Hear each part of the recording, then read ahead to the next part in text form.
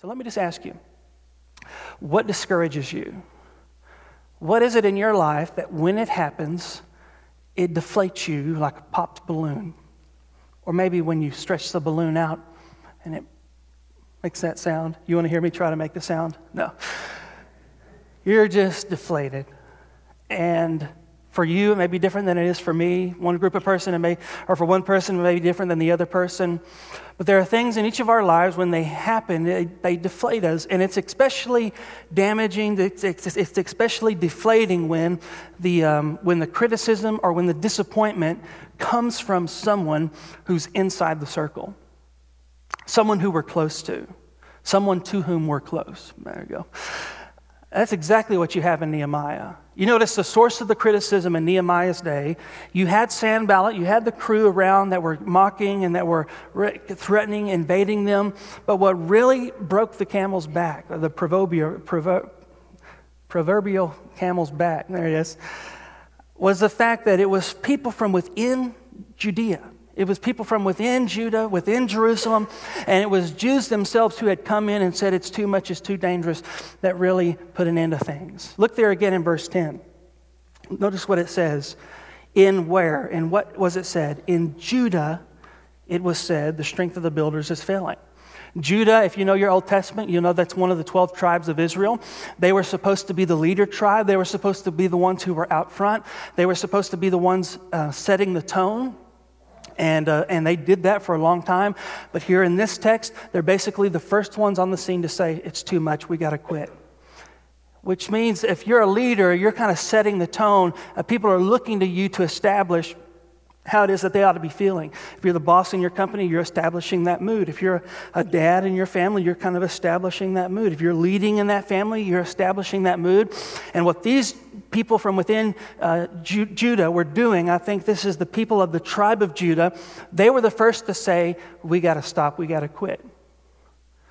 They're right. It is a dumb project. We're not skilled enough. We don't have the character. We don't have what it takes. You don't have the strength. Whenever criticism and disappointment comes from within the circle, it's especially damaging. When you hear it from your husband or when you hear it from your wife, maybe you hear it from your child, that's when it really hurts the most, doesn't it? And it wasn't just the people from within Judah. You also see there in verse 11, you have the enemies threatening them. They're not going to know or see till we come among them and kill them with the sword and stop the work. And then verse 12, notice what it says. And at that time, the Jews who lived near them came from all directions and said to us 10 times, you got to get out of there. And when the Hebrew says they said to it 10 times, that's basically saying that they wouldn't. They kept on saying it over and over and over again. And so you had Jews who were living near the enemy camp who were coming in and saying, you've got to stop. Dad, it's too dangerous. Dad, they're right. We're not strong enough. We don't have what it takes. It is a dumb project. Nehemiah is cuckoo for Cocoa Puffs. Why did you even believe him? We've got to get out of here. And when it comes from our families, when it comes from inside the circle, it's especially devastating. It's especially discouraging. Which I guess you could ask yourself the question, am I somebody's friendly fire? Am I shooting arrows of discouragement from within the circle? The other thing you see in this text is you can't hang around negative people and it not affect you. You can't hang around gossip. You can't hang around the things that Sanballat and co. were saying without it somewhat rubbing off on you. Maybe you know this guy. I don't know. I maybe know this guy. I'm not going to tell you who it is, but he was a real happy guy, positive most of the time. And then he got married. But he married someone who was very negative and down all the time and a very critical person. And all of a sudden, this, what was once a happy person, became a sad person and a critical person. A very negative person. You can't be around negativity all the time and it not rub off on you. Maybe it's not your spouse. Maybe it's somebody at your workplace.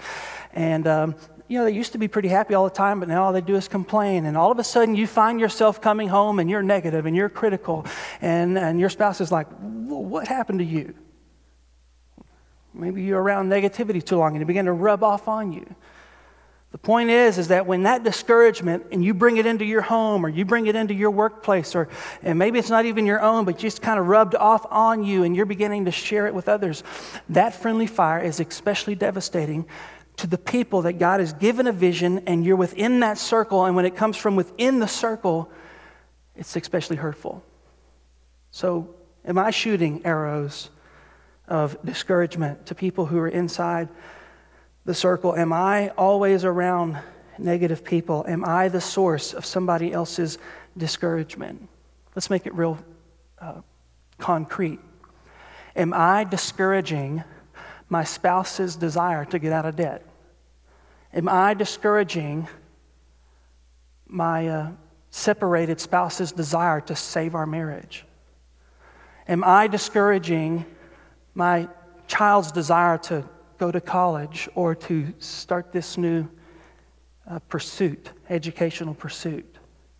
Am I inside the circle, am I the one that's shooting the arrows of despair?